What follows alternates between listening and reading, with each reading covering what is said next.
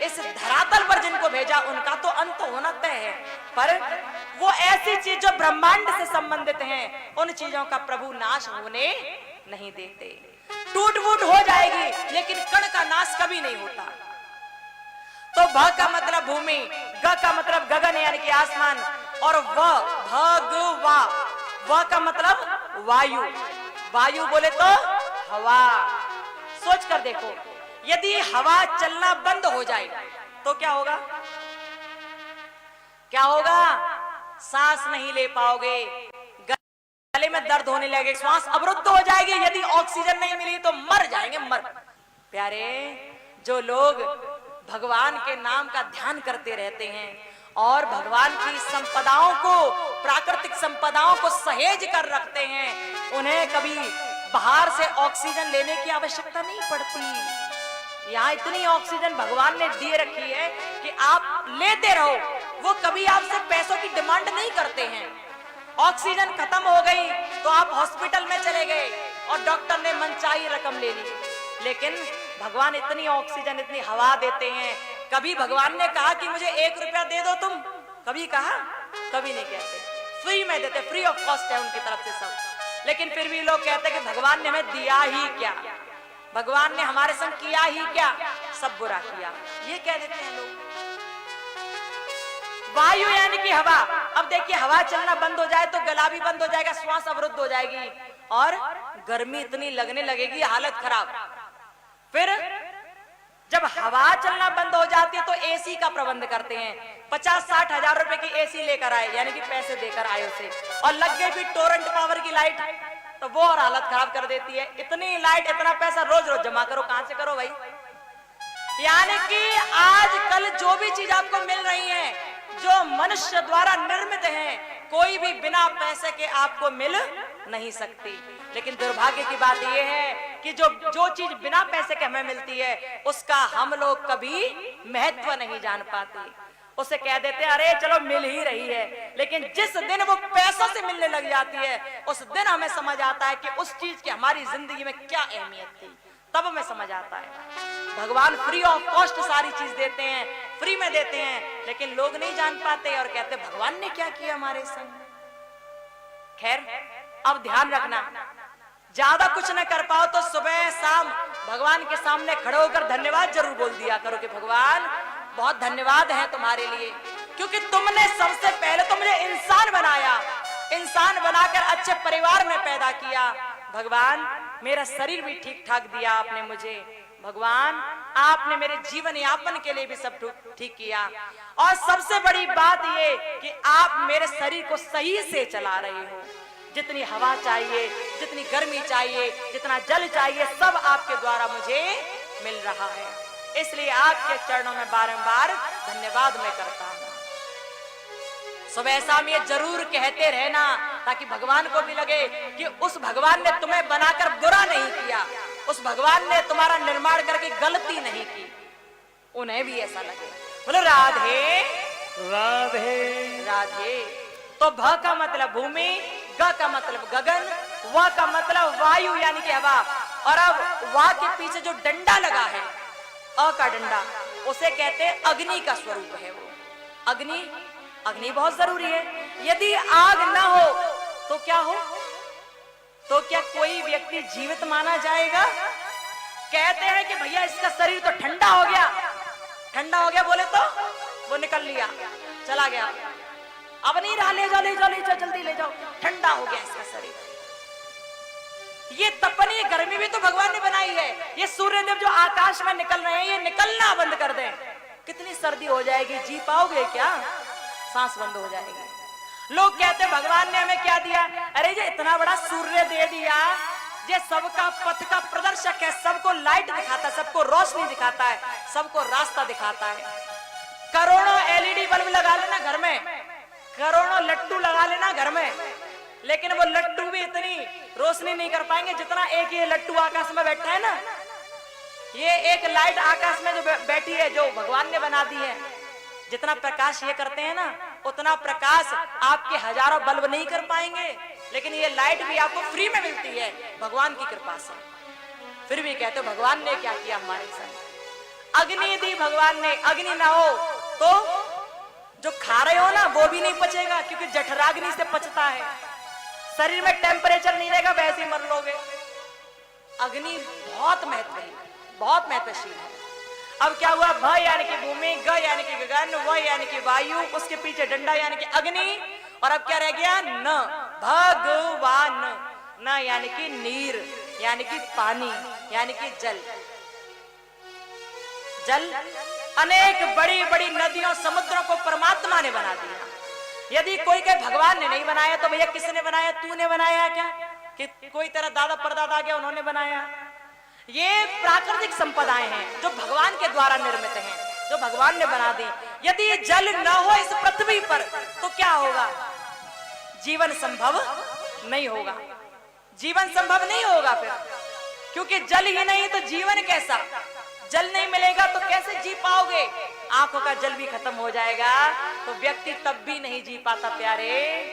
इसलिए कहते हैं कि इन सब चीजों की बहुत आवश्यकता पड़ती है। तो भगवान कौन है, भगवान वही है जो भूमि, आकाश, वायु, अग्नि और जल, इन पांचों का जो स्वामी है, उस जिसके कहने से ये पांचों कार्य करते हैं, उसके कहने से ये पांचों कार्य में लग जाते हैं। इन पांचों पंच तत्वों का जो मालिक है वही भगवान है। इन पंच तत्वों से मिलकर हम सब लोग बने हैं, इंसान बने हैं, जीव बने हैं, लेकिन इन पंच तत्वों का जो मालिक है वो भगवान है। आप जानते हो ना, पांच तत्वों से मिलकर हमारा शरीर बना है, जो अभी बताए हैं। बाबा तुलसीदास भी मानस में दर्शन कराते हैं और लिखते हैं, छिते जल पावक गगन समीरा, पंच रचित श्री राम जय राम, जय जय राम, श्री राम जय राम, जय जय राम। छिते जल पावक गगन समीरा, छित जल पावन गगन समीरा, पंच रचित यह अधम शरीरा, पंच रचित अगन समीरा, पंच रचित यह अधम शरीरा। श्री राम जय राम, जय जय राम, श्री राम जय राम, जय जय राम। श्री राम जय राम, जय जय राम, श्री राम जय राम, जय जय राम, श्री राम जय राम, श्री राम जय राम, जय जय राम। श्री राम जय राम, जय जय राम, गुणगान कर दिया करो प्रभु का। जय राम, जय जय राम। भगवान कौन है जानते हो,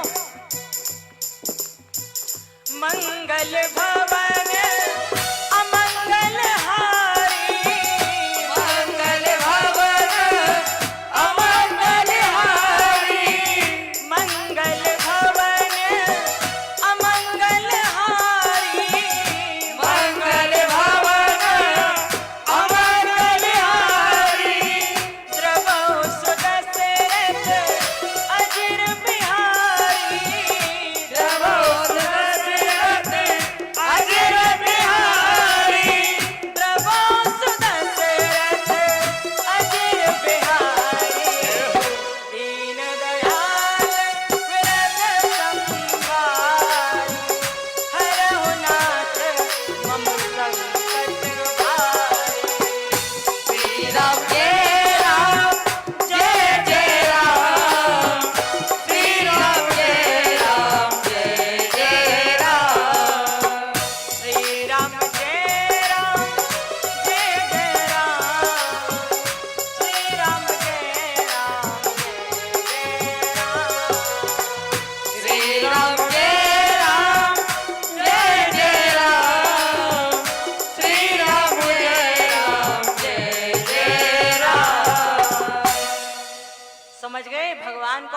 और इंसान कौन है? क्षिति जल पावक गगन समीरा पंच रचित या अधम शरीरा। इन 5 तत्वों से मिलकर हम सबका शरीर बना है। इन 5 तत्वों से मिलकर, 5 महाभूतों से मिलकर इंसान बना होता है, जीव बना होता है। लेकिन ये 5 तत्व जिनके कहने के अनुसार चलते हैं, उसने जो कह दिया ये 5 तत्व वहीं चलने लगे, वो कौन है? भगवान है। यानी कि 5 महाभूतों का मालिक है वो परमात्मा, वो भगवान। अब शायद आप समझ गए होंगे कि भगवान के नाम का अर्थ क्या है। कल हम आपसे पूछेंगे, इसलिए याद रखना कि भगवान के नाम का अर्थ क्या है। ठीक है?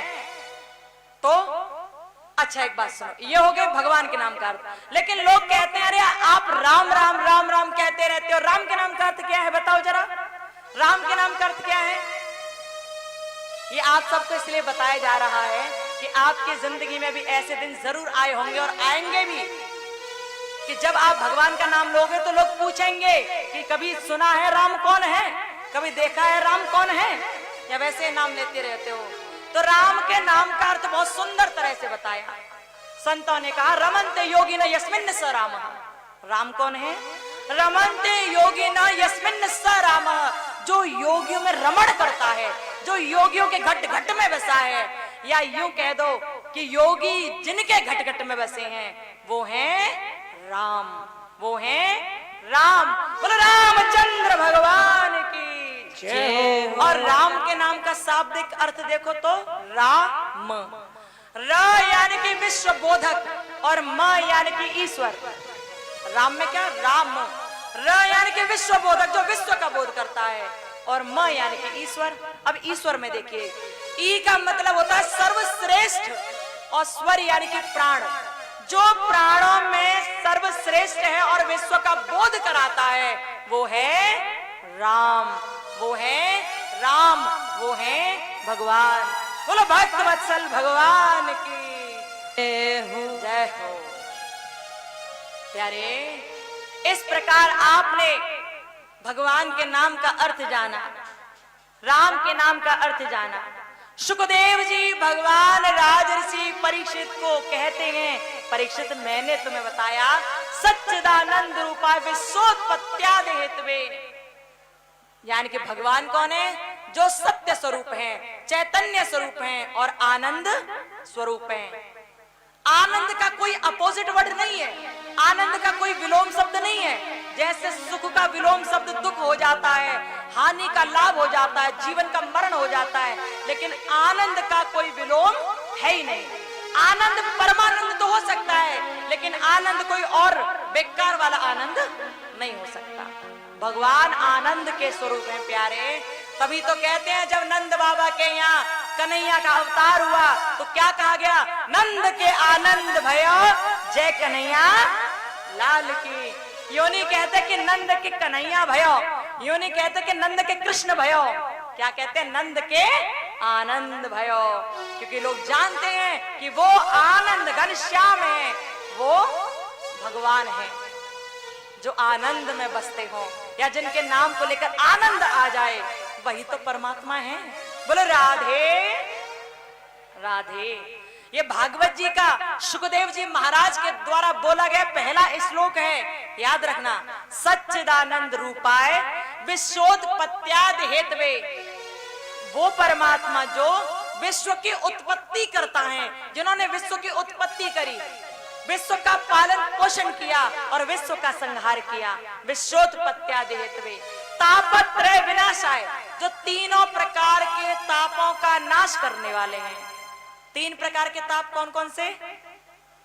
दैहिक दैविक भौतिक तापा, राम राज नहीं काहुए व्यापा। 3 ताप होते हैं, दैहिक, दैविक और भौतिक। दैहिक ताप कौन से? इन तीनों तापों का जो नाश करता है वही भगवान है, उसी भगवान की कथा चल रही है। दैहिक ताप कौन से होते हैं? दैहिक यानी कि देह से संबंधित है, जो शरीर से संबंधित हैं, जो शरीर से संबंधित हैं। बोले तो कोरोना, कोरोना बीमारी है ना, शरीर से संबंधित है, दैहिक ताप है ये। कोई भी बीमारी जो आपके शरीर में लग जाए, कोई भी बीमारी, वो दैहिक ताप है, और दूसरा दैविक ताप जो देवताओं के द्वारा दिया हुआ है। कितना भी प्रयास कर ले लेकिन सब नष्ट होता चला जाएगा, क्योंकि आपने कर्म बढ़िया नहीं किए। कितना भी बढ़िया बढ़िया आप सोच रहे हो कि मैंने ये दान पुण्य कर दिया, लेकिन फिर भी देवताओं के द्वारा ऐसी परेशानी दी जा रही है कि आपने बहुत कमा कमा कर इकट्ठा किया, लेकिन रात में चोर आ गए और झट से चुरा के ले गए, और आप रोते ही रह गए। आपने पैसा इकट्ठा किया था कि 20 बीघा जमीन लेंगे, लेकिन आप पैसा लेकर जा रहे थे, रोड पर 4 चोर मिल गए, 2 थप्पड़ आपके गाल पर लगा दिए, पैसे छीन लिए। क्या हो रहा है?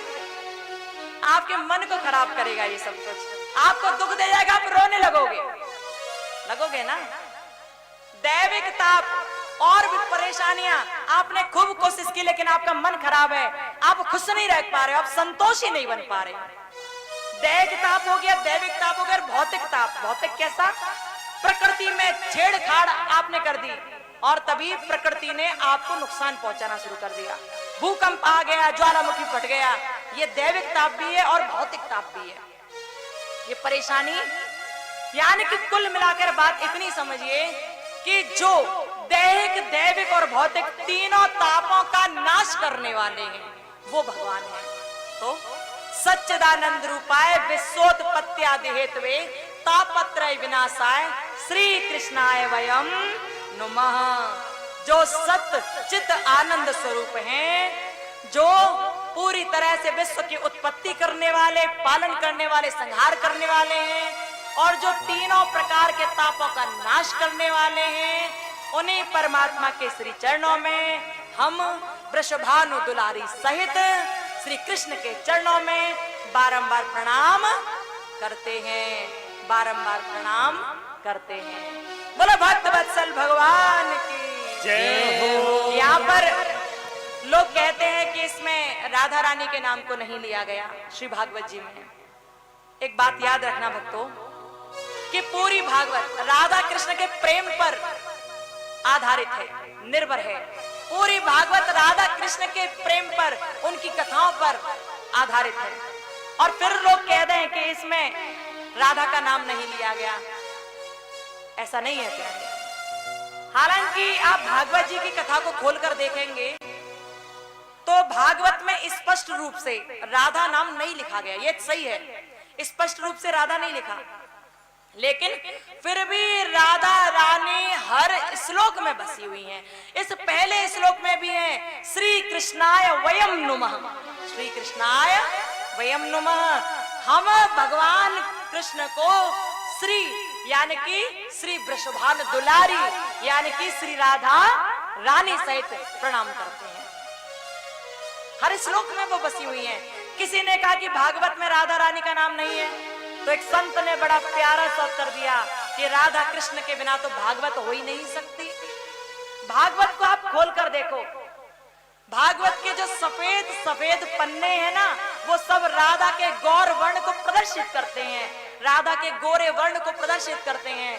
और जो उन राधा के गौर वर्ण पर, सुंदर मुख पर जो काले काले अक्षरों से लिखा हुआ है ना, वो श्याम को प्रदर्शित करता है, वो कृष्ण को प्रदर्शित करता है। तो भागवत जी के तो हर पन्ने में, हर श्लोक में, हर पेज में राधा कृष्ण की छवि विराजमान है। ये बात सही है कि राधा स्पष्ट नहीं लिखा, लेकिन राधा को कहीं वृषभानु दुलारी, कहीं कीर्ति माता की प्यारी, कहीं कृष्ण की प्रियतमा के नाम से संबोधित किया गया है। बोलो राधा रानी सरकार की जय हो। बोलो भक्त वत्सल भगवान की जय हो। तो प्यारे, ये राधा कृष्ण भगवान की प्रेममयी कथा है, ये भागवत जी की कथा है, जिसे सुखदेव जी महाराज राज ऋषि परीक्षित को सुनाते जा रहे हैं। आप सब भी ध्यान से सुनते जाइए राधा कृष्ण के अनुपम कथा को, भगवान के अनुपम भागवत को प्रेम से सुनते जाइए, और जब ध्यान से सुनोगे ना तभी आनंद आएगा। राधा कौन है? राधा जीवन का आधार है। आप राधा राधा राधा राधा बोलते रहो, तो जब राधा राधा बोलते रहोगे ना तो आधार आधार निकलता जाएगा, निकलता जाएगा। जैसे आप राम राम राम राम बोलते रहो तो आराम आराम निकलेगा, और राधा राधा बोलते रहो तो आधार आधार निकलेगा। तो जीवन का आधार कौन है? कौन है जीवन का आधार? राधा। बोले तो राधा रानी। बोलो राधा रानी सरकार की जय हो। तो राधा रानी के लिए थोड़ा सा प्यारा सा कुछ बोलते हैं। राधा कौन? हो मीठे रस से भरियारी राधा रानी लागे, महारानी